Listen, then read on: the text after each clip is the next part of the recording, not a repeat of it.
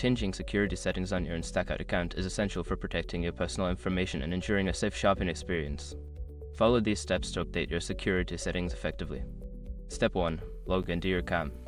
Visit the Instacart website or open the app and log into your account using your email and password. Step 2. Access account settings. Once logged in, navigate to your account settings.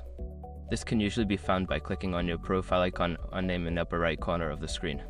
Step 3. Select security settings. In the account settings menu, look for the option labeled Security or Privacy. Click on this option to access your security settings.